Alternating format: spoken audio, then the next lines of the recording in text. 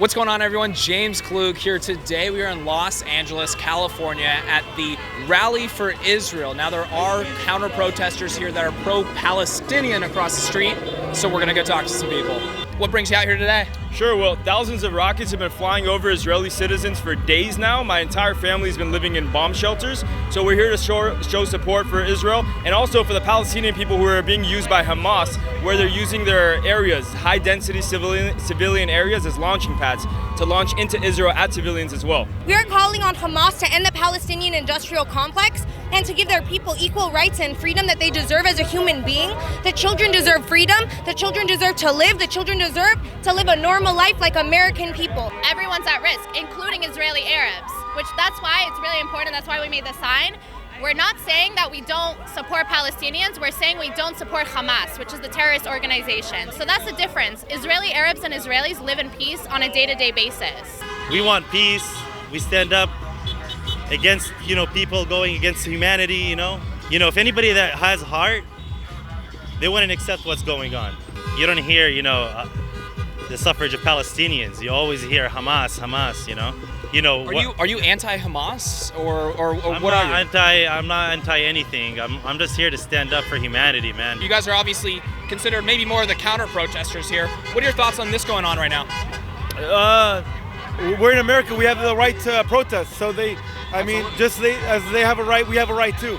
One of the speakers over there, he said something interesting. What he was saying was they're enemies of Hamas and not Palestinians. And they believe over there that Hamas is the enemy of Palestinians as well. What do you think? I think Hamas is not the enemy of anyone. Hamas is just standing up and trying to protect themselves, to defend themselves. Do you agree with that at all or no? I don't want to comment on that.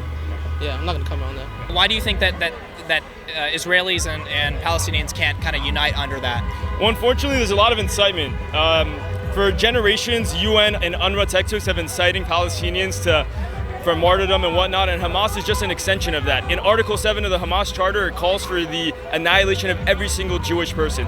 And if people can't condemn it, then they're just anti-Semitic. In Jerusalem, listen, 20% of Israeli Arabs, 20% of the Israeli population are Arabs with full rights. They serve in the Knesset, they serve as federal judges, they serve as generals in the highest part of the army. And if we were living under Hamas rule, there would be zero Jews. It would be Jude-free. So the facts are the facts. All these people who are speaking on the conflict that they know nothing about are entitled here in America, sitting behind their phones. They should take a look at what's happening there. They think that they stand for LGBT rights, and they think that they stand for women's rights. Then stop defending the world's biggest people who are going against this. Take a step over there. Bella Hadid, you're saying free Palestine from Hamas. Let's free Palestine from Hamas. Why doesn't Bella Hadid go over to Gaza with her booty shorts and her crop top? And why doesn't she see what's going to happen to her? She'll be hung. Trevor Noah the other day got a lot of flack for saying that Israel should not be striking Hamas because Israel's military is more powerful. What are your thoughts about that? What are your thoughts on that stance? Well, not just that. He also said that apparently Israel has less of a moral right to do what it's doing because it has inflicted more death than Hamas does. But the reality is, if Israel didn't have its defensive systems, there'd be far more deaths on the Israeli side. But Israel has spent billions of dollars developing technology to protect its civilians. I'm not really surprised because people are just following trends and trying to be part of the woke movement rather than being educated. So it's disappointing for me. Also, there's other celebrities that posted about it. But any country under attack, thank God we have the Iron Dome, which intercepts 90% of the rockets. Any country would have been completely off the map if we didn't have protection. The party of Hamas, which is firing rockets at Israel, has the intent of killing as many Jews as possible. Israel is not trying to kill Palestinians. Israel is trying to eliminate Hamas because Hamas is instigating violence and firing rockets into Israel. It's disgusting to me to hear someone like him telling me that, if your side had more deaths, I would actually listen to you more. Like, how can you defend that to me? Do you agree with Trevor Noah on that? Absolutely, yeah. I mean, let's say Hamas fires one rocket, Israel's firing 200 rockets. Do you agree with him on that? 100%. People here in the West, in the United States, and anywhere like South America, they don't see that. They don't know the real image. All they know is what they've been social media. All they know is from the news is, Hamas, Hamas, Hamas. They don't think outside the box. They're just thinking inside the box. They shouldn't be striking at all. I don't know why they're doing that. We don't even have an army. We don't even have an army. If you look at the videos online, you're gonna see all the people in military outfits in Israel, and you're gonna see all the people in human clothes. That's not okay for them to even strike at us. I don't even know why they would think like that's okay. We're not striking at them. You know, have you seen anybody strike at them? As for Joe Biden, how do you think he's handling the conflict in the Middle East right now? Joe Biden has been pretty much asleep on this whole issue. We need some strong leadership here. For Joe Biden, do you believe that he's doing enough in the Middle East with all this going on? I don't think he's doing enough. No. He's not doing anything. He hasn't had a stance on it. He said Israel has a right to defend itself. But do you agree with that or no? I mean, no, they're taking too much aggression. I'm not 100% educated on that, but from what I know, it's not great. They're still funding them, which I also think we should remove their funding. They're getting what, like $3.7 billion?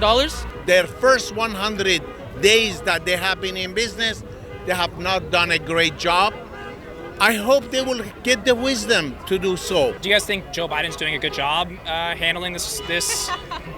Listen, I don't like to get into politics, but in terms of when Trump was president, we had peace in the Middle East because he made an alliance with 4 different Middle Eastern countries. Honestly, I don't think any U.S. president has any power on that subject. It's about who controls the media, who controls the banks, who controls the money. You mentioned that you are more of a centrist. Do you think that Donald Trump was doing a better job at handling any tensions happening in the Middle East? I think he was better because he was very involved, but he was involved in letting the parties themselves figure things out. As you see, we had the Abraham Accords and we're seeing a lot more normalization. I think if Biden continues that, we're going to see a good process, but what I've seen so far is that Biden is not continuing that, and I'm very concerned about that. What do you think would be the best route to go to prevent this conflict? I think the best thing to do is at least give us our freedom back, you know, give us our country back, basically free Palestine with the whole point of the movement, and then just like stop killing our people. And I think like we deserve funding too, obviously, but that would never happen. If you ask me, the Palestinians already have many states. Jordan is 85% Palestinian. That's one state. Gaza is Judenreich. No Jews are allowed in Gaza. No Christians are allowed in Gaza. That's 2 states. They have the West Bank, and now they want Israel. They want a 4-state solution. They want to take the slither of land that we have left from us, and we're not going to stand idly. As they say, from the river to the sea. So it isn't about this border or that border, the 1967 border. It's about every single border, from the Jordan River to the Mediterranean Sea. They do not want any Jewish presence there. Let's call it out where it is and help all the people so we can bring world peace. This is the only way, through understanding. Let's talk to Palestinians. Let's have conversations. I want any Palestinian person to come and have a conversation with me before assuming that I'm a bad person, I'm an oppressor, I'm a colonizer. When I actually stand for the opposite, we all stand for the opposite, and we're all here today trying to show it. I hope everyone could see it too. Majority of Jewish Americans vote Democrat, and what we are seeing from the Democratic Party right now has largely been a lot of them condemning Israel and supporting Palestinians. How does that make you feel? I don't think they are condemning Israel. I think, Rashida Tlaib, Ilhan Omar. you know, from back history, the Jews of America always voted for Democrats because they believe that they are for social justice. Unfortunately, the leftists in America and even in Israel, they are doing a horrible job for the Jewish nation and for the Jews. And I hope they will one day wake up. What they are doing is actually stabbing in the back of Israel. How do you feel about that response from the Democratic Party? I'm a centrist. Listen, it's a sad state of affairs when at the end of the day, there are people in Congress who would rather condemn the only democratic ally in the Middle East that we have. Where are their liberal values? Why not defend the one country that actually upholds the liberal values? It's clear cut. It's shame. It's a shame. I think Democrats are just doing a disservice to the Jews, and I don't know why Jews keep voting for Democrats. They need to wake up. Everyone needs to support Israel. It's the only democracy in the Middle East where everyone has rights. We're only 0.2% of the population, so naturally we're going to have less support. But I think the biggest issue is social media, and hashtags and trends are spread through famous celebrities who are not having the correct information or saying things that are false. And that's how the hateful messages start. And our generation is all based off of social media. The Democratic Party has been shifting away and being focused too much on social justice issues that don't actually help people, and especially in terms of regards to Israel, you're having issues that are not being understood fully, being politicized by the Democratic Party to be anti-Israel and co-opting this pro-Palestinian narrative. They've allowed people to co-opt this narrative, specifically the squad, the four. They're really co-opting this narrative and making it part of the Democratic narrative when it shouldn't be. All right, everyone, that is a wrap. A lot of different viewpoints today, and one thing that we found that both sides agreed on was that the current administration isn't doing enough during this time of conflict. Reporting for Newsmax, I'm James Klüg. Hey, I'm Rob Finnerty. Thanks for watching. If you enjoyed this video, please join the conversation in the comments below. Don't forget to subscribe, too. Hit the bell icon to be alerted to breaking news. And remember, there's a whole lot more on Newsmax TV, America's fastest growing cable news network. Newsmax TV, where real news for real people.